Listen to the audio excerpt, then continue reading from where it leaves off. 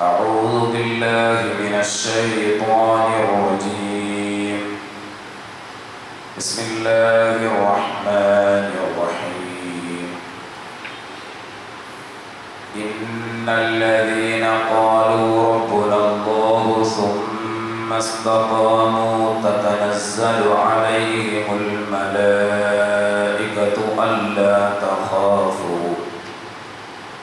ألا تخافوا ولا تحزنوا وأبشروا بالجنة التي كنتم توعدون. സ്നേഹാദരണീയരായ വിശ്വാസികളെ, അല്ലാഹുവിൻ്റെയും അവൻ്റെ പ്രവാചകന്റെയും വിധിവിലക്കുകളും നിയമ നിർദ്ദേശങ്ങളും ജീവിതത്തിൻ്റെ രഹസ്യ പരസ്യ മേഖലകളിൽ കഴിവിൻ്റെ പരമാവധി സൂക്ഷിച്ചുകൊണ്ട് യഥാർത്ഥ മുത്തഖീങ്ങളായി ജീവിച്ചു മരിക്കാൻ അങ്ങേയറ്റം പരിശ്രമിക്കണേ എന്ന് എന്നോടും നിങ്ങളോടും വസിയ്യത്ത് ചെയ്യുകയാണ്, ഉപദേശിക്കുകയാണ് സർവശക്തൻ തൗഫീഖ് ചെയ്യുമാറാകട്ടെ. സഹോദരങ്ങളെ, ഹൃദയം നടുങ്ങുന്ന കാഴ്ചകളാണ് വയനാടിൻ്റെ മണ്ണിൽ നിന്ന് ഓരോ ദിവസവും നാം കണ്ടുകൊണ്ടിരിക്കുന്നത്. മരണസംഖ്യ കൂടി വരുന്നു. ശരീരത്തിൻ്റെ ഓരോ അവശിഷ്ട ഭാഗങ്ങൾ പല സ്ഥലങ്ങളിൽ നിന്നായി കണ്ടെത്തപ്പെടുന്നു. ഭൂമിയിലെ ഏറ്റവും സുന്ദരമായ പ്രദേശമായിരുന്ന വയനാട് ഇന്ന് ഒരുപാട് ആളുകളുടെ കൂട്ട കബറുകളായി മാറപ്പെടുന്നു. മരണപ്പെട്ടത് ഏത് വ്യക്തിയാണ്, ഏത് ജാതിയാണ് എന്ന് പോലും തിരിച്ചറിയാനാകാതെ ഒരുപാട് മൃതദേഹങ്ങൾ സർവമത പ്രാർത്ഥനയോടുകൂടി മറവ് ചെയ്യപ്പെടുന്നു.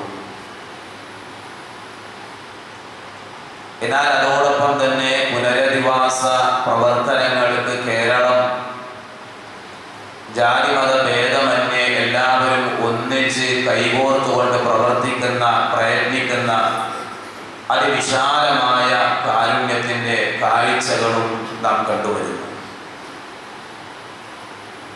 കഴിഞ്ഞ 2-3 ഖുതുബകളിലായി നാം ചർച്ച ചെയ്ത ആ വിഷയവുമായി നാം ഒന്ന് ബന്ധിപ്പിച്ചു നോക്കിയാൽ പരീക്ഷണങ്ങൾ, പ്രയാസങ്ങൾ, പ്രതിസന്ധികൾ, ദുരന്തങ്ങൾ, മരണം തുടങ്ങിയ പല ഭാഗങ്ങളും കഴിഞ്ഞ 2-3 ഖുതുബകളിലായി നാം ചർച്ച ചെയ്തതാണ്.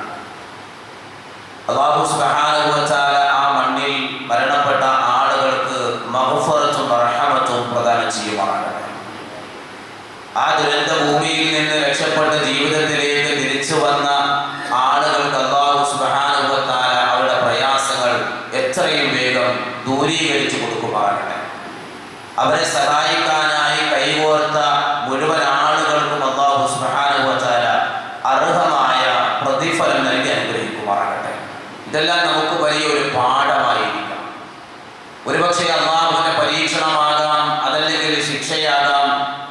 അതിന് വിധേയമായത് വയനാടിന്റെ മണ്ണിലെ സഹോദരങ്ങളാണ് എന്ന് കരുതി അവിടെയാണ് അത് ബാധിച്ചത് എന്ന് നമ്മൾ വിചാരിക്കരുത്.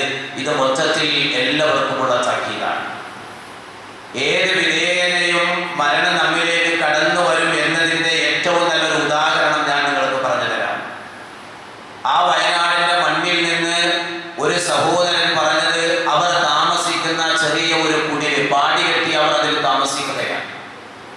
ആ ചെറിയ കുടിലിൽ ഉരുൾപൊട്ടലിന്റെ തലേ ദിവസം മഴയുടെ ശക്തി തീവ്രത കൂടി വെള്ളം ഇങ്ങനെ അവരുടെ മുറ്റത്തേക്ക് ഇങ്ങനെ കയറി വരുന്നു. ആ സഹോദരൻ ആ നാട്ടിലില്ല, വേറെ പ്രദേശത്ത് ജോലിക്ക് വേണ്ടി പോയിരിക്കുകയാണ്. തൻ്റെ വീട്ടുകാരുമായി ഫോണിൽ സംസാരിച്ച് അവിടെ നിന്ന് സുരക്ഷിതമായ അല്പം ദൂരത്തേക്ക് മറ്റേതെങ്കിലും പ്രദേശത്തേക്ക് മറ്റേതെങ്കിലും വീടുകളിലേക്ക് നിങ്ങൾ മാറണമെന്ന് വീട്ടുകാരോട് ആ സഹോദരൻ വിളിച്ചു പറയുന്നു. ആ സഹോദരന്റെ മാതാപിതാക്കളും ഭാര്യയും കുടുംബവുമെല്ലാം അവിടെ നിന്ന് അല്പം ദൂരെയുള്ള നല്ല സുന്ദരമായി പണി കഴിപ്പിച്ച സുരക്ഷിതമായ ഒരു വാർത്ത വീട്ടിലേക്ക് അവർ താമസം മാറുകയാണ്. രാത്രി അവർ അങ്ങോട്ടേക്ക് മാറി താമസിക്കുകയാണ്. ആ നല്ല വീട്ടിലേക്ക് മാറി താമസിച്ചതിനു ശേഷം ആ രാത്രി അവിടെ നിന്നുകൊണ്ട് ആ സഹോദരനുമായി വീഡിയോ കോളിൽ സംസാരിക്കുന്നു. ഞങ്ങളുടെ കുടിയിൽ നിന്ന് സുരക്ഷിതമായ ഭദ്രമായ ഒരു വീട്ടിലേക്ക് നാം മാറിക്കഴിഞ്ഞിരിക്കുകയാണ്, നിങ്ങൾ ബേജാറാകണ്ട, ഇവിടെ കുഴപ്പമില്ല എന്ന് പറഞ്ഞുകൊണ്ട് വീഡിയോ കോളിലൂടെ അവർ താമസിക്കുന്ന വീട് കാണിച്ചു കൊടുക്കുന്നു, ഫോട്ടോ എടുത്ത് അയച്ചു കൊടുക്കുന്നു. രാത്രി വലിയ ദുരന്തത്തിന് ആ നാട് സാക്ഷിയായി. നേരം വെളുത്തപ്പോൾ ആ വീട്ടുകാരും അവിടെ വന്ന് താമസിച്ചവരും ആ വീടും എല്ലാം മണ്ണിനടിയിലായി. എന്നാൽ അവർ താമസിച്ചിരുന്ന അവരുടെ യഥാർത്ഥ വീടായ ആ കുടിൽ ഒന്നും സംഭവിക്കാതെ അങ്ങനെ തന്നെ ബാക്കിയാകുന്ന കാഴ്ചയാണ് ആ മണ്ണിൽ നിന്ന് നമുക്ക് കാണാൻ കഴിയുന്നത്. ഇവിടെയാണ് വിശുദ്ധ ഖുർആനിന്റെയും പ്രവാചക അധ്യാപനങ്ങളും നാം ഓരോരുത്തരും ചേർത്ത് വെക്കേണ്ടത്. വമാ തദ്രി നഫ്സുൻ ബിഅയ്യി അർദിൻ തമൂത്. ഏതൊരു ഭൂമിയിൽ വെച്ചാണ് നിങ്ങൾ മരണപ്പെടുക എന്ന് നിങ്ങൾക്കറിയില്ല.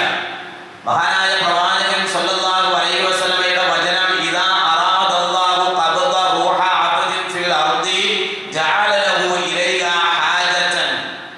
നിങ്ങളിൽ ഒരാളുടെ റൂഹിനെ പിടിക്കാൻ അല്ലാഹു ഉദ്ദേശിച്ചാൽ അത് എവിടെ വെച്ചാണോ നിങ്ങളെ അല്ലാഹു മരിപ്പിക്കാൻ ഉദ്ദേശിച്ചത് ആ സ്പോട്ടിലേക്ക് നിങ്ങൾക്ക് പോകേണ്ടതായ ഒരു ആവശ്യം അല്ലാഹു ഉണ്ടാക്കി തരുന്നു. ആ ആവശ്യാർത്ഥം നിങ്ങൾ അങ്ങോട്ട് യാത്ര ചെയ്യുന്നു. അവിടെ വെച്ച് അല്ലാഹു സുബ്ഹാനഹു വ തആല നിങ്ങളെ മരിപ്പിക്കുകയും ചെയ്യുമെന്ന് റസൂലുള്ളാഹി സ്വല്ലല്ലാഹു അലൈഹി വസല്ലം. ഇതാണ് മരണം. ആരൊക്കെയാണ് പിടികൂടുക, ആരൊക്കെയാണ് അതിൽ നിന്ന് രക്ഷപ്പെടുക എന്ന് നമുക്കറിയില്ല. ശക്തമായ ഉരുൾപൊട്ടലുണ്ടായി, മണ്ണിടിച്ചിലുണ്ടായി, എല്ലാം പുഴയിൽ വന്നു ചേർന്ന് ആ പുഴ ഇങ്ങനെ ഒഴുകിക്കൊണ്ടിരിക്കുകയാണ്. ആ ഒഴുകുന്ന ചാലിൽ നിന്ന് വ്യത്യസ്തമായി രണ്ട് വഴികളിലേക്ക് പുഴ ഇങ്ങനെ ഗതിമാറി ഒഴുകുമ്പോൾ അതിന് ഇടയിലായി ചെറിയൊരു പ്രദേശം മാത്രം, അവിടെ വെള്ളത്തിൻ്റെതായ പ്രയാസങ്ങളില്ലാതെ അവിടെ കഴിച്ചുകൂട്ടുന്ന ഏതാനും ചില വീട്ടുകാർ മാത്രം സുരക്ഷിതമായി രക്ഷപ്പെടുന്ന കാഴ്ചയാണ് നമുക്ക് കാണാൻ കഴിയുന്നത്. മാത്രമല്ല നമുക്കറിയാം, തകർന്നടിഞ്ഞ വീടുകളിൽ നിന്ന് പരിശോധന നടത്തിയപ്പോൾ അവിടെ കിടന്ന ഒരു പഴയ അലമാരയിൽ നിന്ന് പുറത്തെടുത്ത ഒരു പേപ്പർ, രണ്ട് വീട്ടുകാർ തമ്മിലുള്ള വഴിത്തർക്കവുമായി ബന്ധപ്പെട്ട ഒരു പരാതി അടങ്ങുന്ന ഒരു പേപ്പർ കണ്ടുകിട്ടുകയാണ്. അടുത്തടുത്ത് താമസിക്കുന്ന രണ്ട് വീട്ടുകാരും തമ്മിൽ വലിയ പ്രശ്നമാണ്. വഴിയാണ് പ്രശ്നം. ആ വഴിയുമായി ബന്ധപ്പെട്ട് തർക്കം നിലനിൽക്കുന്ന വഴിയെക്കുറിച്ചുള്ള പരാതി എഴുതി വെച്ച പേപ്പർ അവരുടെ കൈകളിൽ കിട്ടുമ്പോൾ ആ രണ്ട് വീട്ടുകാരും ആ സമയത്ത് മണ്ണിനടിയിലായിരുന്നു. ഏത് വഴിക്ക് വേണ്ടിയാണോ അവർ തർക്കത്തിൽ ഏർപ്പെട്ടത്, നിയമപരമായി അവർ മുന്നോട്ട് പോയത്, ആ വഴി പോലും ഇല്ലാതായി എല്ലാം സമനിരപ്പായ ഒരു പ്രദേശമായി ആ മണ്ണ് മാറിയിരുന്നു എന്ന് നമ്മൾ എല്ലാവരും കൃത്യമായി മനസ്സിലാക്കേണ്ട ഒരു യാഥാർത്ഥ്യമാണ്. ഇതാണ് മരണം എന്ന് പറയുന്നത്. ഏത് സമയത്തും നമ്മിലേക്ക് കടന്നു വരാം. ഈ ഭൗതികമായ ലോകത്ത് ജീവിക്കുമ്പോൾ പണത്തിന് വേണ്ടി, അതല്ലെങ്കിൽ പറമ്പിന് വേണ്ടി, അധികാരത്തിന് വേണ്ടി, ഇവിടുത്തെ താല്പര്യങ്ങൾക്ക് വേണ്ടി അഹങ്കരിക്കുന്ന, അതിനു വേണ്ടി പെടാപ്പാടുപെടുന്ന ഏതൊരു മനുഷ്യനും ആലോചിക്കണം, ഞാൻ ഇവിടെ നിന്ന് പോകുമ്പോൾ എനിക്ക് ഒന്നും തന്നെ കൊണ്ടുപോകാൻ കഴിയില്ല. അതാണ് പ്രവാചകൻ സ്വല്ലല്ലാഹു അലൈഹി വസല്ലമയുടെ ഒരു വചനം, യഖൂലുൽ അബ്ദു മാലി മാലി വ ഇന്നമാ ലഹു മിൻ മാലിഹി സലാസുൻ മാ അകല ഫഅഫ്ന ഔ ലബിസ ഫഅബല ഔ അഅതാ ഫഖതന വമാ സിവാ ദാലിക ഫഹുവ ദാഹിബുൻ വ താരിഖുഹു ലിന്നാസ്. ആദമിന്റെ മക്കൾ പറഞ്ഞുകൊണ്ടിരിക്കുകയാണ്, എന്റെ പണം, എന്റെ സമ്പാദ്യം, എന്റെ സ്വത്ത്, എന്റെ പറമ്പ്, എന്റെ വീട്, ഇങ്ങനെ എന്റെ എന്ന് പറഞ്ഞുകൊണ്ട് എന്റേതായ സ്വത്തിന് വേണ്ടി അവനിങ്ങനെ ആർത്തി കാണിക്കുകയാണ്. മനുഷ്യ, നീ ചിന്തിക്കുന്നുണ്ടോ, നിന്റെ സമ്പത്തിൽ നിന്ന് 3 മാത്രമേ നിന്റേതായിട്ടുള്ളൂ, ബാക്കിയെല്ലാം മറ്റുള്ള ആളുകൾക്ക് വേണ്ടി നീ ഇവിടെ ഉപേക്ഷിക്കുന്നതാണ്. 1, നിന്റെ സമ്പത്തിൽ നിന്ന് നീ തിന്നു തീർത്തതാണ്. 2, നീ ധരിച്ചു ദ്രവിച്ചു പോയതാണ്. 3, നല്ല കാര്യങ്ങൾക്ക് വേണ്ടി നീ ചെലവഴിച്ചതാണ്. ഈ 3 കാര്യങ്ങളല്ലാതെ ഏതൊരാൾക്കും തന്റെ സമ്പത്തിൽ നിന്ന് മറ്റൊന്നും തന്നെ ഉപകരിക്കുന്നതല്ല. ബാക്കിയെല്ലാം ഇവിടെ മറ്റുള്ള ആളുകൾക്ക് വേണ്ടി ഉപേക്ഷിച്ചുകൊണ്ട് ഇവിടെ നിന്ന് നീ യാത്ര പോകേണ്ടവനാണ്. എന്നാൽ എത്ര കിട്ടിയാലും മനുഷ്യ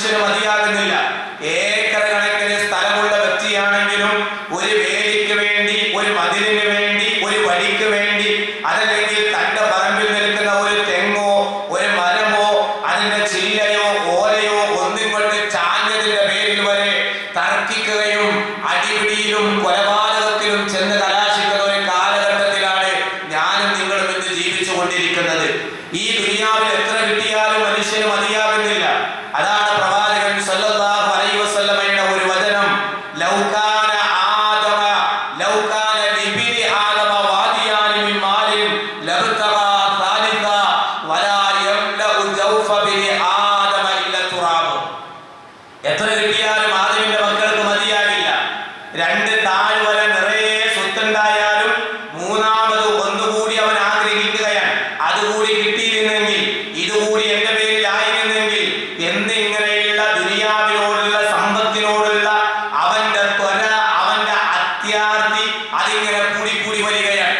എന്നിട്ട് പ്രവാചകൻ പറഞ്ഞത് വലാ യംലഉ ജൗഫ ബിനി ആദമ ഇല്ല തുറാബ്. മനുഷ്യന്റെ ഉള്ളം നിറക്കാൻ മണ്ണിനല്ലാതെ കഴിയില്ല.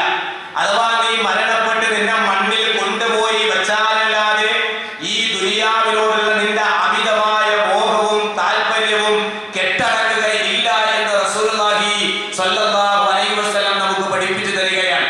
അതുകൊണ്ട് ഇവിടെ ജീവിക്കുമ്പോൾ ഒരിക്കലും നാം അഹങ്കരിക്കാൻ പാടില്ല. എന്തിന്റെ പേരിൽ നാം അഹങ്കരിച്ചാലും ശരി, അതിനെല്ലാത്തിനും ഒരു പരിധിയുണ്ട് എന്ന് വിശുദ്ധ ഖുർആൻ നമുക്ക് ഓതി തരുന്നുണ്ട്. വിശുദ്ധ ഖുർആനിലെ നമുക്കൊക്കെ സുപരിചിതമായ ചെറിയൊരു അധ്യായത്തിൽ അല്ലാഹു സുബ്ഹാനഹു വ തആല പറയുന്നത് അൽഹാകുമുത് തകാസുർ ഹത്താ സുർതുമുൽ മഖാബിർ. പരസ്പരം പെരുപ്പം നടിക്കൽ നിങ്ങളെ അശ്രദ്ധയിലാക്കിയിരിക്കുകയാണ്. സമ്പത്തിന്റെ പേരിൽ, സന്താനങ്ങളുടെ പേരിൽ, ഈ ദുനിയാവിൽ നിങ്ങൾക്കുള്ള ആഡംബരങ്ങളുടെ അതല്ലെങ്കിൽ അധികാരത്തിന്റെ പേരിൽ പലതിന്റെയും പേരിൽ നിങ്ങൾ പെരുപ്പം നടിക്കുകയാണ്, നാട്യം നടിക്കുകയാണ്. നീ എത്ര തന്നെ പെരുപ്പം നടിച്ചാലും പെരുമ നടിച്ചാലും എത്ര തന്നെ അഹങ്കാരം കാണിച്ചാലും അതിന്റെ എല്ലാത്തിന്റെയും ഒരു പരിധി എന്ന് പറയുന്നത് ഹത്താ സുർതുമുൽ മഖാബിർ, ഏതൊരാളും തന്റെ കുഴിമാടം സന്ദർശിക്കുന്നത് വരെ, അഥവാ മരിക്കുന്നത് വരെ. അതിന്റെ അപ്പുറത്തേക്ക് അഹങ്കരിക്കാൻ അവന് കഴിയില്ല എന്ന് വിശുദ്ധ ഖുർആൻ നമ്മുടെ മുന്നിൽ ഓതി തരികയാണ്. വിശുദ്ധ ഖുർആൻ മറ്റൊരു സ്ഥലത്ത് നടത്തിയ പ്രയോഗം നമുക്ക് കാണാം. അൽ മാലു വൽ ബനൂന സീനത്തുൽ ഹയാത്തി ദുനിയ. സമ്പത്തും സന്താനങ്ങളുമെല്ലാം ദുനിയാവിന്റെ ഒരു അലങ്കാരം മാത്രമാണ്. വൽ ബാഖിയാതുസ് സ്വാലിഹാതു ഖൈറുൻ ഇൻദ റബ്ബിക സവാബൻ വ ഖൈറുൻ അമലാ. അവശേഷിക്കുന്ന സൽക്കർമ്മങ്ങൾ, അതിനാണ് ഉത്തമമായ പ്രതിഫലമുള്ളത്. അതാണ് നിങ്ങൾക്ക് പ്രതീക്ഷിക്കാൻ കഴിയുന്നത്. അതാണ് അല്ലാഹുവിങ്കൽ സ്വീകാര്യമായിട്ടുള്ളത്. അവശേഷിക്കുന്ന സൽക്കർമ്മങ്ങൾ നമ്മുടെയൊക്കെ ജീവിതത്തിൽ എന്താണ് ഉള്ളത്? കഴിഞ്ഞ ഖുതുബ എവിടെയാണോ നാം സ്റ്റോപ്പ് ചെയ്തത് നമ്മളൊന്ന് ആലോചിച്ച് നോക്ക്. ഏതൊരു മരണമാണെങ്കിലും ആ മരണത്തിൽ നിന്ന് അവന് രക്ഷപ്പെടാൻ കഴിയണമെങ്കിൽ, അഥവാ മരണാനന്തര ജീവിതത്തിലെങ്കിലും അവന് രക്ഷപ്പെടാൻ കഴിയണമെങ്കിൽ അവന് ഈമാനുള്ളവനായിരിക്കണം, അവന്റെ വിശ്വാസം നേരെയായിരിക്കണം. ഇത്തരത്തിലുള്ള ദുരന്തങ്ങൾ ഉണ്ടാകുമ്പോൾ ആ ദുരന്തങ്ങളിൽ മരിക്കുന്ന ആളുകൾക്ക് ഷഹീദിന്റെ കൂലി കിട്ടണമെങ്കിൽ അവന്റെ മരണം ഈമാനുള്ള ഒരു മരണമായി മാറണം. ഉയർത്തെഴുന്നേൽപ്പിന്റെ നാളിൽ അവരുടെ ഈമാൻ അനുസരിച്ചായിരിക്കും അവരെ എഴുന്നേൽപ്പിക്കപ്പെടുക എന്ന് റസൂലുള്ളാഹി സ്വല്ലല്ലാഹു അലൈഹി വസല്ലം.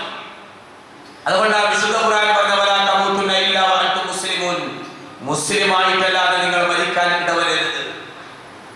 മരണത്തിനായി നമ്മൾ ഒരുങ്ങണമെന്നാണ്. മനസ്സിലായോ? മരിക്കാൻ വേണ്ടി ഒരുങ്ങണം എന്ന് പറഞ്ഞാൽ ദുനിയാവിൽ നമ്മൾ ഒരുങ്ങിക്കൊണ്ടിരിക്കെ ജീവിതത്തിന് വേണ്ടി നമ്മൾ ഒരുങ്ങുകയാണ്. നമ്മൾ വീട് ഒരുക്കുന്നു, വാഹനം ഒരുക്കുന്നു, വസ്ത്രം ഒരുക്കുന്നു, എന്തെല്ലാം നമുക്ക് ഒരുക്കാൻ കഴിയുമോ ഇക്കണ്ട ജീവിതത്തിൽ നമ്മുടെ ജീവിതകാലം അത്രയും നാം ഒരുങ്ങിയത് ഈ ദുനിയാവിന് വേണ്ടിയായിരുന്നു. മരണത്തിന് വേണ്ടി ആരാണ് ഒരുങ്ങിയത്? മരണത്തിന് വേണ്ടി ഒരുങ്ങണം എന്ന് പറഞ്ഞാൽ ഒരു മുഴം കയർ വാങ്ങി വെക്കണം എന്നല്ല, ഒരൽപ്പം വിഷം വാങ്ങി വെക്കണം എന്നല്ല. മരണത്തിന് വേണ്ടി ഒരുങ്ങുക എന്ന് പറഞ്ഞാൽ മൗത്തിനൊരുക്കം വാജിബാണെന്നറിയണേ. അതുകൊണ്ട് തൗബയും എപ്പോഴും റെഡിയാക്കണേ. രോഗിക്ക് മറ്റെല്ലാവരേക്കാൾ വേണ്ടതാ വേഗം തയ്യാറെടുത്തിട്ട് കണ്ടിരിക്കേണ്ടതാ. മരണത്തിനായി ഒരുങ്ങുക എന്ന് പറഞ്ഞാൽ സ്വഹാബത്തിന്റെ ജീവിതത്തിലേക്ക് നോക്കി നിങ്ങൾ. അവര് നിസ്കരിക്കാൻ നിൽക്കുമ്പോ അവര് ഒരുങ്ങുകയാണ് നിസ്കാരത്തിൽ. എന്താ കാരണം? ഞാൻ നിർവഹിക്കുന്ന ഈ നമസ്കാരം ഒരുപക്ഷെ എന്റെ ജീവിതത്തിന്റെ അവസാന നമസ്കാരം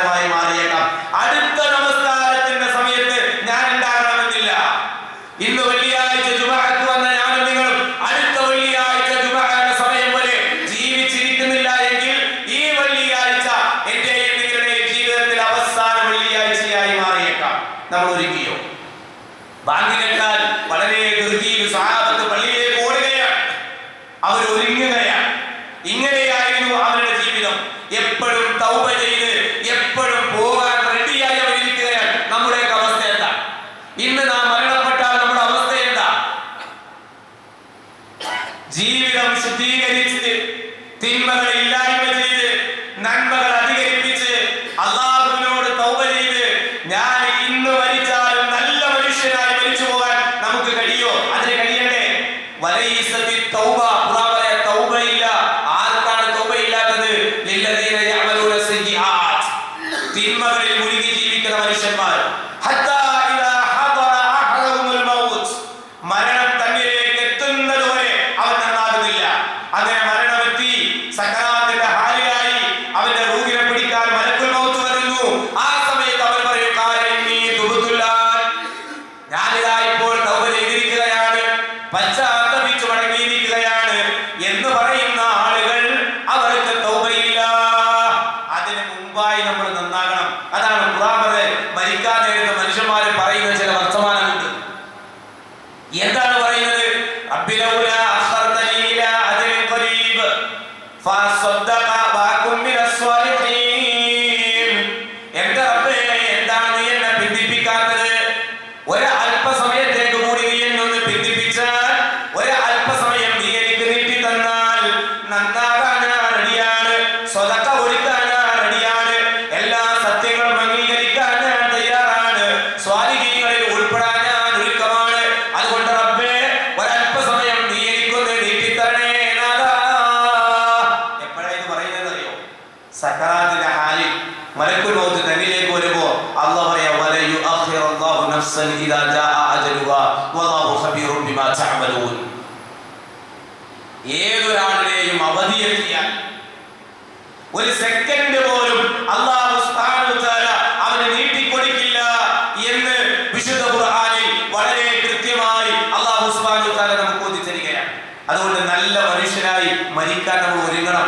നന്മയിൽ നമ്മൾ മുന്നേറ്റം നടത്തണം. നോക്കിയെങ്കിൽ ബാക്കിലിരിക്കുന്ന ആളുകൾ ആണോ, ചെറുപ്പക്കാരൊക്കെ ഇങ്ങനെ ചാരിയിരിക്കണം, നല്ല തണ്ടും തടിയൊക്കെ ഉള്ള ചുറുചുറുക്കുള്ള ആരോഗ്യമുള്ള. ഞാൻ മിമ്പറിലേക്ക് കയറുന്നതിന് മുമ്പേ പള്ളിയിൽ വന്ന ആളുകൾ ഇതാ ഒരു ബാക്കിൽ പോയി ചാരിയിരിക്കണം. എങ്ങനെയുണ്ട്? നേരെ ഒരു ആനമേടെ സദസ്സാണെങ്കിലോ ഒരു ഇങ്ങനെ തിരക്കൂട്ടി ഇടിച്ചിടിച്ച് ഇങ്ങനെ മുന്നിലേക്കായിരിക്കും വരിക ആളുകൾ. ഇത് മുന്നിൽ സ്ഥലം ഉണ്ടായിട്ട് ബാക്കിൽ പോയിരുന്ന ആളുകൾ എവിടെയാണ് ഇവർ മരണത്തിന് വേണ്ടി ഒരുങ്ങുന്നത്?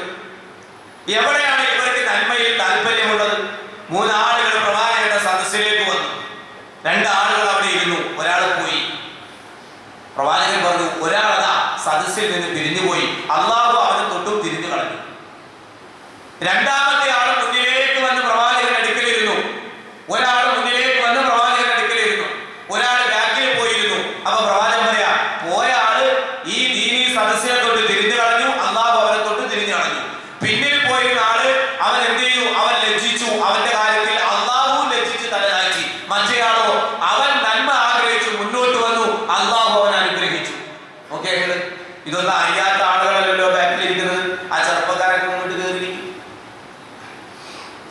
പ്രായമായവർ, സുഖമില്ലാത്തവർ, ശാരീരിക അസ്വസ്ഥതയുള്ളവർ അവരവിടെ ഇരിക്കുക. അല്ലാത്ത ആളുകളൊക്കെ ഇങ്ങോട്ട് കയറി വരിക. ഇത് ഈ പള്ളിയിൽ വന്നാൽ മാത്രമല്ല, ഏത് പള്ളിയിൽ ചെന്നാലും എപ്പോഴും നമ്മൾ ശ്രദ്ധിക്കേണ്ട കാര്യമാണ്. എപ്പോഴും നമ്മൾ ഒരുങ്ങണം. ഒരു നന്മയും നമുക്ക് നഷ്ടപ്പെടാൻ പാടില്ല. ഈ ദുനിയാവിന് പോകുമ്പോൾ നമ്മൾ ഇവിടെ സമ്പാദിച്ചത് ഒന്നും നമ്മൾ കൊണ്ടുപോയില്ല. സ്വന്തം ശരീരത്തിന്റെ നഗ്നത മറയ്ക്കാനുള്ള ഒരു കഷണം തുണി പോലും ഇല്ലാതെയാണ് വയനാട് നൂറുകണക്കിന് ആളുകൾ മരിച്ചുപോയത്.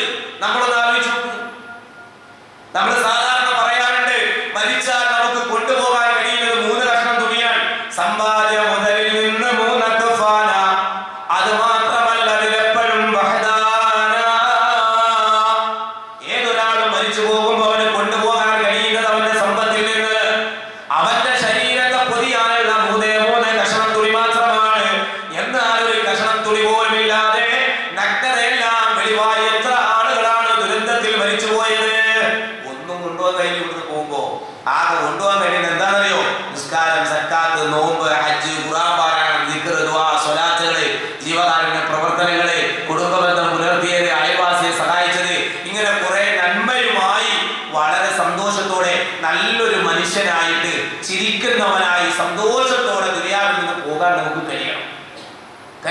നമുക്ക്? അങ്ങനെയുള്ള ഒരു മരണം നമുക്ക് ആർക്കെങ്കിലും കിട്ടോ? വലദത്തുക ഉമ്മുക ബാക്കിയ വന്നാസു ഹൗലക യൽഹഖൂന സുറൂറ ഫഅമൽ ലിയൗമിൻ അൻ തകൂന ഇദാ ബഖൗ ഫീ യൗമി മൗതിക ളാഹികം മസ്റൂറ. നിന്റെ ഉമ്മ നിന്നെ പ്രസവിക്കുന്ന നേരത്ത് നീ കരയുന്നവനാണ്, എന്നാൽ നിന്റെ ചുറ്റുമിരിക്കുന്ന നിന്റെ കുടുംബക്കാരെല്ലാവരും ചിരിക്കുകയാണ്. ഒരു കുഞ്ഞുണ്ടായല്ലോ എന്ന സന്തോഷത്തോടെ അവരെല്ലാവരും ചിരിക്കുമ്പോൾ നീ കരയുകയാണ്. എന്നാൽ ഈ ചിരിക്കുന്നവരെല്ലാം കരയുന്ന ഒരു ദിവസം വരാറുണ്ട്, അതാണ് നിന്റെ മരണം. നിന്റെ വീട്ടുകാരെല്ലാവരും നിന്റെ വേർപാടിനെ കുറിച്ചോർത്ത് കരയുമ്പോ ചിരിക്കുന്നവനായി, സന്തോഷവാനായി, നന്മകളുടെ കൂമ്പാരവുമായി ഇവിടെ നിന്ന് സന്തോഷത്തോടെ മരിച്ചു പോകാൻ നീ പരിശ്രമിക്കണം. നല്ല ഒരു മരണം എങ്കിൽ ആമുഖമായി ഞാൻ ഊതി വെച്ച ഒരു ആയത്തില്ലേ, അല്ലാഹു സുബ്ഹാനഹു വ തആല നല്ല ഒരു മരണത്തെ കുറിച്ച് നമുക്ക് പറഞ്ഞു തരും. വിശ്വാസികളായ ആളുകളുടെ മരണം എങ്ങനെയായിരിക്കുമെന്ന് വിശുദ്ധ ഖുർആൻ വളരെ കൃത്യമായി നമുക്ക് ഓതി തരുന്നുണ്ട്. യാ അയ്യത്തുഹൻ നഫ്സുൽ മുത്മഇന്ന ഇർജിഇ ഇലാ റബ്ബികി റാദിയതൻ മർദിയ ഫദ്ഖുലി ഫീ ഇബാദി വദ്ഖുലി ജന്നതി. ഹേ സമാധാനമടഞ്ഞ ആത്മാവേ, നീ ഇങ്ങ് പുറപ്പെട്ടുകൊള്ളുക നിന്റെ റബ്ബിങ്കലേക്ക്, അല്ലാഹുവിന്റെ തൃപ്തിയിലേക്ക്, അവന്റെ പൊരുത്തത്തിലേക്ക് നീ അങ്ങ് പുറപ്പെടുക. അങ്ങനെ നീ എന്ത് ചെയ്യുക? എന്റെ നല്ലവരായ അടിയാന്മാരുടെ കൂട്ടത്തിൽ പ്രവേശിച്ചു കൊള്ളുക, അവരോടൊപ്പം സ്വർഗത്തിലും പ്രവേശിച്ചു കൊള്ളുക. അല്ലാഹു നല്ല ആത്മാക്കളെ സ്വാഗതം ചെയ്യുകയാണ്. എത്രയോ ആളുകൾ മരണപ്പെട്ടു, അവരുടെ ആത്മാവ് വാനലോകത്തേക്ക് ഉയരുകയാണ്. ഓരോ ആകാശത്തിന്റെ കവാടത്തിൽ ചെല്ലുമ്പോഴും അല്ലാഹുവിന്റെ മാലാഖമാർ അവരുടെ ആത്മാക്കളെ സ്വീകരിക്കുകയാണ്. നല്ല മരണമാണെങ്കിൽ, ഈമാനുള്ള മരണമാണെങ്കിൽ. ഇന്നല്ലദീന ഖാലൂ റബ്ബുനല്ലാഹ്, അതാണ് ഞാൻ ഓതി വെച്ച ആയത്ത്. തീർച്ചയായും ഞങ്ങളുടെ റബ്ബ് അല്ലാഹുവാണെന്ന് പറയുക. പറഞ്ഞാൽ മാത്രം പോരാ, തുമ്മസ്തഖാമു, പിന്നീട് നേരെ ചൊവ്വേ നിലകൊള്ളുക. ഇസ്തിഖാമത്ത് വേണം. എന്റെ റബ്ബ് അല്ലാഹയാണെന്ന് പറഞ്ഞാൽ മാത്രം പോരാ, നേരെ മറിച്ച് ജീവിതത്തിന്റെ ഏത് പ്രതിസന്ധികളിലും അല്ലാഹുവിനെ മാത്രം വിളിക്കുന്ന അവസ്ഥ, ആ റബ്ബിനോട് മാത്രം പ്രാർത്ഥിക്കുന്ന അവസ്ഥ. എന്ത് പ്രയാസങ്ങളുണ്ടായാലും അല്ലാഹുവിൽ ബലമേൽപ്പിച്ച് തൗഹീദ് ഉൾക്കൊണ്ട് ശിർക്ക് ചെയ്യാതെ, അല്ലാഹു അല്ലാത്തവരോടൊന്നും പ്രാർത്ഥിക്കാതെ ഇസ്തിഖാമത്തോടുകൂടി നിലകൊണ്ടവരായ ആളുകൾ തതനസ്സലു അലൈഹിമുൽ മലായിക, അവരുടെ മേൽ അല്ലാഹുവിന്റെ മാലാഖമാർ ഇറങ്ങി വരികയാണ്. എന്നിട്ട് അവരോട് പറയണ, അല്ലാ തഖാഫു വലാ തഹ്സനു, നിങ്ങൾ ഭയപ്പെടണ്ട, നിങ്ങൾ ദുഃഖിക്കണ്ട. വഅബ്ശിറൂ ബിൽ ജന്നത്തി ലത്തി കുൻതും തുഅദൂൻ, നിങ്ങളോട് വാഗ്ദാനം ചെയ്യപ്പെട്ടതായ സ്വർഗ്ഗമില്ലേ, അത് കണ്ടുകൊണ്ട് നിങ്ങൾ സന്തോഷിച്ചു കൊള്ളുക എന്ന് ആ വിശ്വാസികളായ ആളുകളുടെ മരണത്തിന്റെ സമയത്ത് അല്ലാഹുവിന്റെ ദൂതന്മാർ അവരോട് പറയുകയാണ്. ആ സ്വർഗ്ഗത്തെ കുറിച്ചുള്ള സന്തോഷ വാർത്ത കേട്ടുകൊണ്ട് അവർ ദുനിയാവിൽ നിന്ന് മരിച്ചു പോവുകയാണ്. അവരുടെ ആത്മാക്കളെ കാത്തിരിക്കുന്നത് ആകാശ ഭൂമികളോളം അതിവിശാലമായ സ്വർഗീയ ആരാമമാണ്. ഇന്ന് മണ്ണിനടിയിൽ കഴിയുന്ന ആ വിശ്വാസികളായ ആളുകൾക്ക്, അവരുടെ ആത്മാക്കൾക്ക്, അവരുടെ ശരീരത്തിന് ഒരു പരിധി വരെ സ്വർഗത്തിന്റെ പരിമളം അവരുടെ ഖബറിലേക്ക്, അവരുടെ ബർസഖിലേക്ക് അല്ലാഹു സുബ്ഹാനഹു വ തആല തുറന്നു കൊടുക്കുകയാണ്. അവരുടെ കുടിമാടത്തിൽ സുന്ദരമായ ഒരു രൂപം പ്രത്യക്ഷപ്പെടുകയാണ്. എന്താണത്? അവരുടെ നമസ്കാരമാണത്, അവരുടെ സക്കാത്താണത്, അവർ ചെയ്ത സൽക്കർമ്മങ്ങളാണ്. ആ രൂപം അവരോട് പറയാൻ, ഒന്നുകൊണ്ടും നിങ്ങൾ വിഷമിക്കണ്ട, നിങ്ങൾ ഇവിടെ സുഖമായി ഉറങ്ങിക്കൊള്ളുക. സ്വർഗത്തിന്റെ കവാടം ഇങ്ങനെ അവരുടെ ഖബറിലേക്ക് അല്ലാഹു സുബ്ഹാനഹു വ തആല തുറന്നു കൊടുക്കുന്നു. അവർ അവിടെ കിടന്ന് സന്തോഷിക്കുകയാണ്. സന്തോഷത്തോടെ അവർ വിളിച്ചു പറയുകയാണ്, എന്ത്? ലോകാവസാനം എത്രയും വേഗം ഉണ്ടാകട്ടെ, ഉയർത്തെഴുന്നേൽപ്പ് എത്രയും വേഗം ഉണ്ടാകട്ടെ, എങ്കിൽ ഞങ്ങൾക്ക് പൂർണ്ണമായും സ്വർഗത്തിലേക്ക് പ്രവേശിക്കാമല്ലോ എന്ന് ഖബറിൽ കിടക്കുന്ന നല്ല ആത്മാക്കൾ സന്തോഷിക്കുന്ന അവസ്ഥയായിരിക്കുമെന്ന് വിശുദ്ധ ഖുർആനും പ്രവാചക അധ്യാപനങ്ങളും നമുക്ക് പഠിപ്പിച്ചു. നന്നാകാത്ത മനുഷ്യന്മാർ, എത്ര കേട്ടാലും മാറ്റമില്ലാത്ത മനുഷ്യന്മാർ, അല്ലാഹുവിന്റെ മാലാഖമാർ അവരെ മരിപ്പിക്കാനായി വരുമ്പോൾ അവരോട് ചോദിക്കുകയാണ്, ഖാലൂ ഫീമ കുൻതും, നിങ്ങൾ എന്തിനായിരുന്നു നിലകൊണ്ടിരുന്നത്? ഏത് കോലത്തിലാണ് നിങ്ങൾ ഇവിടെ ജീവിച്ചിരുന്നത്? നിങ്ങൾ ഇവിടെ ചെയ്തു കൂട്ടിയ തെമ്മാടിത്തരങ്ങൾ എന്തൊക്കെയാണ്? ഒരുപാട് ചോദ്യങ്ങളെല്ലാം അവർക്ക് നേരിടേണ്ടി വരികയാണ്. വളരെ പ്രധാനപ്പെട്ട ഒരു ചോദ്യമായി ഖുർആൻ പറഞ്ഞത്, ഖാലൂ ഐനമാ കുൻതും തദ്ഊന മിൻ ദൂനില്ലാ, അള്ളാഹുവിന് പുറമെ നിങ്ങൾ വിളിച്ച ആളുകളൊക്കെ എവിടെ പോയി? ബദരീകളെ വിളിച്ചവർ, മുഹദ്ദീശീകളെ വിളിച്ചവർ, മൺമറഞ്ഞ ആളുകളെ വിളിച്ചവർ. മലക്കുകൾ ചോദിക്കുകയാണ്, അള്ളാഹുവിന് പുറമെ നിങ്ങൾ വിളിച്ചവരായ ആളുകളൊക്കെ എവിടെ പോയി എന്ന് ചോദിക്കുമ്പോൾ അവർ പറയുകയാണ്, ഖാലൂ ദല്ലൂ അന്നാ വശഹീദു അലാ അൻഫുസിഹിം അന്നഹും കാനൂ കാഫിരീൻ. അവരെല്ലാവരും ഞങ്ങളെ വിട്ടുപോയി, ഞങ്ങളെ ഒഴിവാക്കി പോയി, ഞങ്ങൾ തെറ്റ് ചെയ്തവരായി പോയി, ഞങ്ങൾ ശിർക്ക് ചെയ്തവരായി പോയി എന്ന് മലക്കുകളുടെ മുന്നിൽ അവരതാ സമ്മതിച്ചു കൊടുക്കുകയാണ്. അവരെ കാത്തിരിക്കുന്നത് എന്താ? വലൗ തറാ ഇദിൽ ളാലിമൂന ഫീ വമറാത്തിൽ മൗതി വൽ മലായികതു ബാസിതു ഐദീഹിം അഖ്രിജു അൻഫുസകും. മലക്കുകൾ അവരുടെ ശരീരത്തിൽ നിന്ന് ആത്മാവിനെ വലിച്ചു പറിച്ചെടുക്കുമെന്നാണ്. മാത്രമല്ല, വലൗ തറാ ഇദ് യതവഫല്ലദീന കഫറുൽ മലായികതു യദ്രിബൂന വുജൂഹഹും വഅദ്ബാറഹും. അവരുടെ മുഖത്തും അവരുടെ പാർശ്വങ്ങളിലും അള്ളാഹുവിന്റെ മാരകവർ അടിച്ചിട്ടായിരിക്കും അവരുടെ ആത്മാക്കളെ പുറത്തേക്ക് എടുക്കുക. ഒരു കമ്പി വേലിയിൽ നിന്ന് നനഞ്ഞ പുതപ്പ് എപ്രകാരമാണോ വലിച്ചു പറിച്ചെടുക്കുക, അത്രയും വേദനിപ്പിക്കുന്ന രൂപത്തിലായിരിക്കും അവരുടെ മരണമുണ്ടാവുക.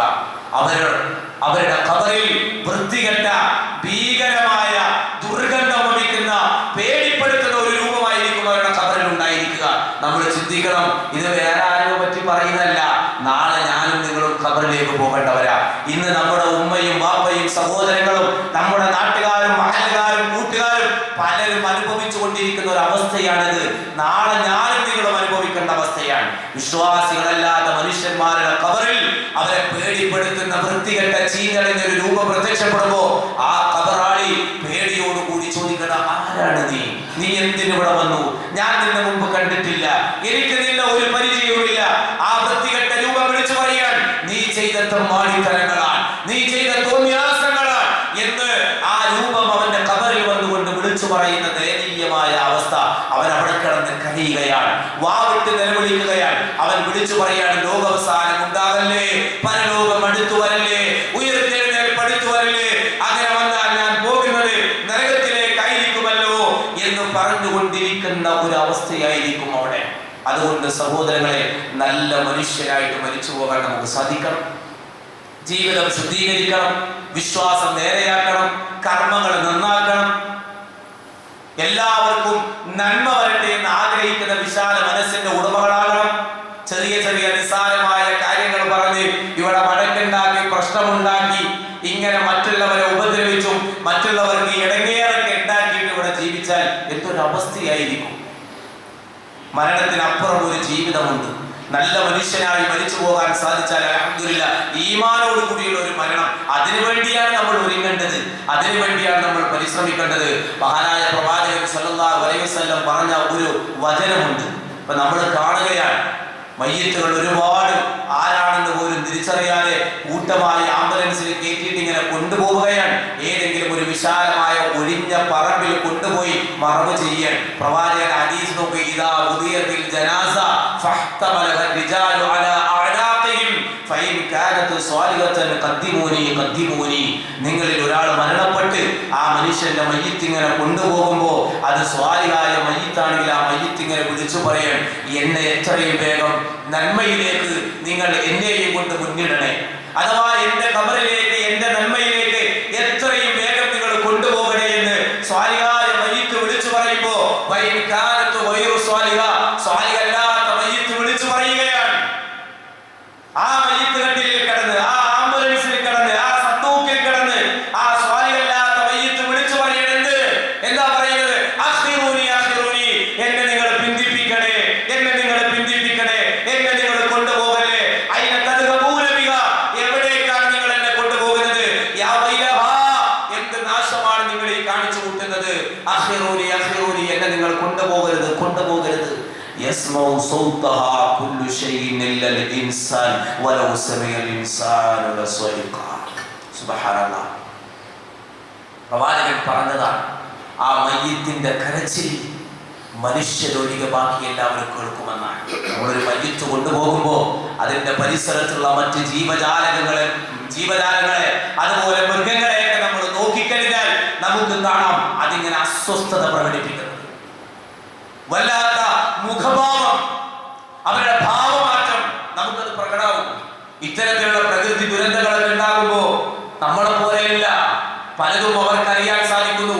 ഇഴജന്തുക്കൾക്ക്, മറ്റ് ജീവജാലങ്ങൾക്ക് പലതും അവർക്ക് അറിയാൻ കഴിയുന്നു.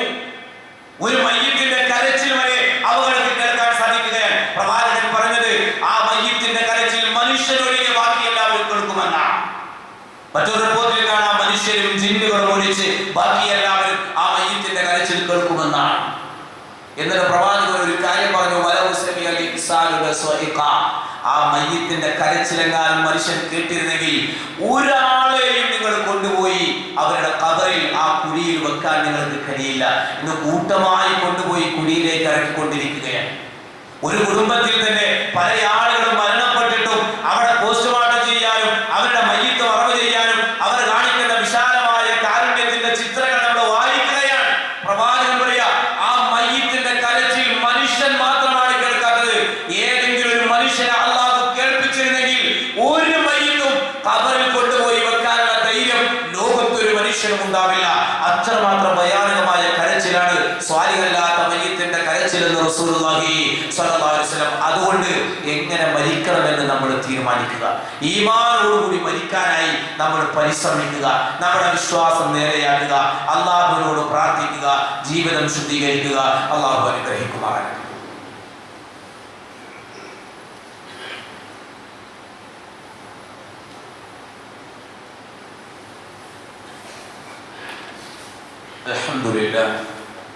അൽഹംദുലില്ലാഹി റബ്ബിൽ ആലമീൻ. اللهم صل على محمد وعلى آل محمد يا أيها الذين آمنوا اتقوا الله حق تقاته ولا تموتن إلا وأنتم مسلمون. أعوذ بالله السميع العليم من الشيطان الرجيم. بسم الله الرحمن الرحيم. وما خلقت الجن والإنس إلا ليعبدون. ഒരിക്കൽ കൂടി അള്ളാഹുവിൻ്റെ വിധിവിലക്കുകൾ ജീവിതത്തിൽ സൂക്ഷിക്കുന്ന മുത്തഖീകളായി തീരുവാൻ ഉണർത്തുകയാണ്, ഉപദേശിക്കുകയാണ്. സഹോദരങ്ങളെ, വിശുദ്ധ ഖുർആനിലെ സൂറത്തുൽ ദാരിയാത്ത് 51-ാം അധ്യായത്തിൻ്റെ 56-ാമത്തെ വചനമാണ് ഞാൻ നിങ്ങളെ കേൾപ്പിച്ചത്. വമാ ഖലഖതുൽ ജിന്ന വൽ ഇൻസ ഇല്ലാ ലിയഅ്ബുദൂൻ. ജിന്ന വർഗത്തെയും മനുഷ്യ വിഭാഗത്തെയും നാം സൃഷ്ടിച്ചിട്ടില്ല ഇല്ലാ ലിയഅ്ബുദൂൻ, എന്നെ മാത്രം ആരാധിക്കുവാൻ വേണ്ടിയല്ലാതെ.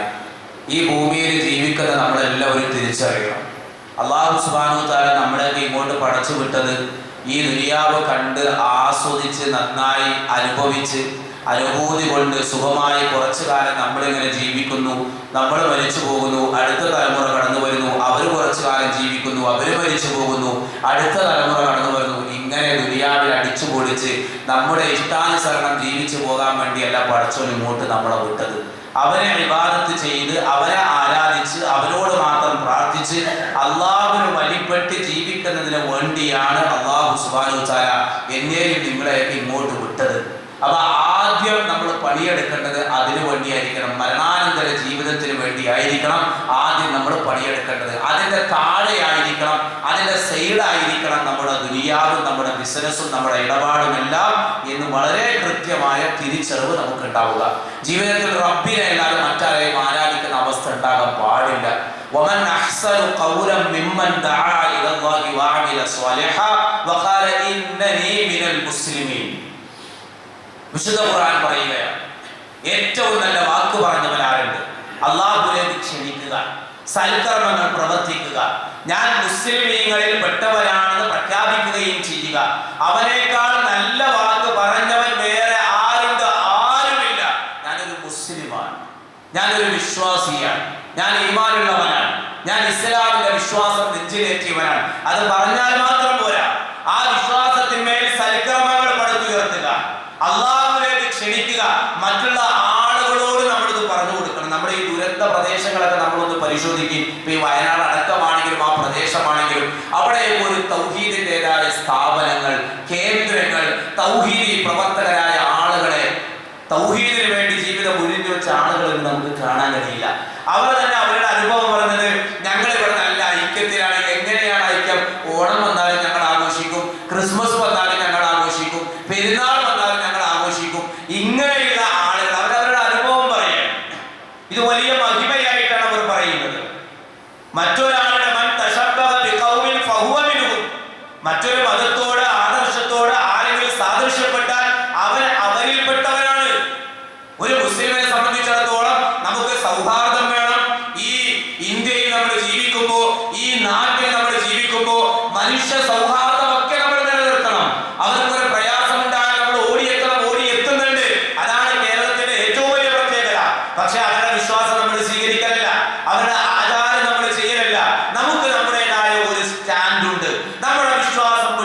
കളിയില്ല. അങ്ങനെ ഒരു മതസൗഹാർദ്ദമല്ല നമുക്ക് വേണ്ടത്. നമുക്ക് വേണ്ടത് മനുഷ്യ സൗഹാർദ്ദമാണ്. അതല്ലാതെ അവന്റെ മതം ഞാൻ സ്വീകരിക്കുക, എന്റെ മതം നിങ്ങൾ സ്വീകരിക്കുക. പ്രവാചകൻ സ്വല്ലല്ലാഹു അലൈഹി വസല്ലമയുടെ അടുക്കൽ അഡ്ജസ്റ്റ്മെന്റിന് വേണ്ടി കുറെ ആളുകൾ വന്നല്ലോ.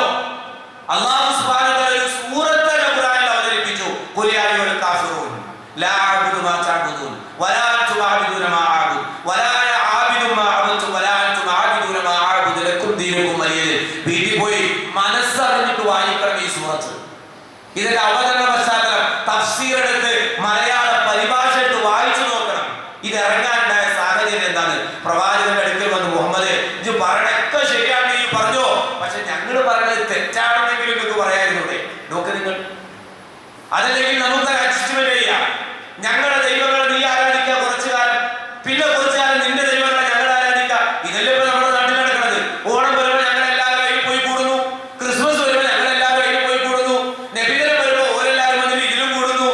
ഈ ദുരന്ത ഭൂമിയിൽ നിന്ന് പോലും നമ്മൾ കേട്ട വാർത്ത അള്ളാഹു ഖുർആൻ ആയത്തിറക്കി, അല്ലയോ സത്യനിഷേധികളെ, നിങ്ങൾ ആരാധിക്കുന്നതിനെ ഞങ്ങൾ ആരാധിക്കില്ല, ഞങ്ങൾ ആരാധിക്കുന്നതിനെ നിങ്ങളും ആരാധിക്കണ്ട, ലക്കും ദീനുക്കും വലിയ ദീൻ, നിങ്ങൾക്ക് നിങ്ങളുടെ മതം, എനിക്കെന്റെ മതം. വഖാല ഇന്നനി മിനൽ മുസ്ലിമീൻ. ഈ സ്റ്റാൻഡിൽ നമ്മൾ നിൽക്കണം. വിശ്വാസം വിട്ടിട്ട് ഒരു കളിയില്ല. സൗഹാർദ്ദം വേണം. ഏത് വിഭാഗക്കാരാണെങ്കിലും അവരുമായി സൗഹാർദ്ദം പുലർത്താം. അവരുടെ വീട്ടിൽ പോകാം, നമ്മുടെ വീട്ടിലേക്ക് വരാം, അവരുടെ ക്ഷണം സ്വീകരിക്കാം. ജൂതപ്പെണ്ണ് പ്രവാചകനെ ക്ഷണിച്ചു, പ്രവാചകൻ ക്ഷണം സ്വീകരിച്ചു, അവരുടെ വീട്ടിൽ പോയി ഭക്ഷണം കഴിച്ചു. ഇതെല്ലാം ഇസ്ലാമിന്റെ വരിക. പക്ഷെ അവരുടെ ആദർശം ഇങ്ങോട്ട് വാങ്ങലല്ല, അത് സ്വീകരിക്കലല്ല, അവരുടെ ആദർശത്തെ പിന്തുണക്കലല്ല. ഇത് വളരെ കൃത്യമായ ഒരു തിരിച്ചറിവ് നമുക്ക് ഉണ്ടാകണം. ഇല്ലെങ്കിൽ ഇതിലും വലിയ ദുരന്തത്തിന് നമ്മളൊക്കെ സാക്ഷികളാകേണ്ടി വരുമെന്ന് തിരിച്ചറിയുക. മാത്രമല്ല, ജീവിതം എന്ന് പറയുന്നത് ഇതല്ല, ഇവിടെയല്ല. ഇത് നൈമിഷികം, താൽക്കാലികം, പെട്ടെന്ന് പോകുന്ന സാധനം. ദുനിയാവെന്ന് പറഞ്ഞാൽ തന്നെ ജീവിതം എന്ന് പറഞ്ഞാൽ മരണത്തിന്റെ അപ്പുറത്താണ് ശാശ്വതമായ ജീവിതം. അവിടെയാണ് നമുക്ക് രക്ഷപ്പെടേണ്ടത്, അവിടെയാണ് നമുക്ക് സമ്പത്ത് വേണ്ടത്, അവിടെയാണ് നമുക്ക് വീട് വേണ്ടത്. ഇവിടെ വീട് പോയാൽ വീട് വെച്ചു കൊടുക്കാൻ എല്ലാ പള്ളികളിലും പിരിവടന്നു, ഈ പള്ളിയിലും പിരിവടന്നു. എല്ലാ സംഘടനക്കാരും വന്നു, വ്യക്തികൾ വന്നു, രാഷ്ട്രീയക്കാർ വന്നു. എല്ലാവരും വീട് വാങ്ങി കൊടുക്കാൻ, വസ്ത്രം വാങ്ങി കൊടുക്കാൻ. പരലോകത്ത് പരിപൂർണ്ണ നഗ്നനായിട്ടാണ് അള്ളാഹു പിടിച്ചു നിർത്തുക. ആരാ നമുക്ക് അവിടെ വസ്ത്രം വാങ്ങിത്തരാം? അവിടെ ആരാ സ്വർഗത്തിൽ നമുക്കൊരു വീട് വാങ്ങിത്തരാം? അവിടെ ഒരു ചമ്മട്ടി വെക്കാൻ ഒരു വെല്ലുത്താള സ്ഥലം കിട്ടിയാൽ മതി. അതിനുള്ള ഈമാൻ, വിശ്വാസം നമ്മുടെ ഹൃദയത്തിൽ ഉണ്ടാകണം, നമ്മുടെ ജീവിതത്തിൽ ഉണ്ടാകണം. പിന്നെ ഏത് പ്രതിസന്ധിയും അള്ളാഹുവിന്റെ ദീൻ പറയുന്നത് നമ്മൾ സ്റ്റോപ്പ് ചെയ്യാൻ പാടില്ല. എത്ര വലിയ ദുരന്തങ്ങൾ ഉണ്ടായാലും, എത്ര പ്രതിസന്ധികൾ ഉണ്ടായാലും, പല ആളുകൾ പറയും ഇത്രയും വലിയ പ്രശ്നങ്ങൾ നടക്കുമ്പോഴും ഇവർ ഈ ആദർശം പറയുന്നു, ഇവർ ഈ തൗഹീദ് പറയുന്നു, ഇവർ ഈ ലാ ഇലാഹ ഇല്ലല്ലാഹ് പറയുന്നു. ഏത് പ്രതിസന്ധിയിലും നമ്മൾ പറയണം. എത്ര മരണ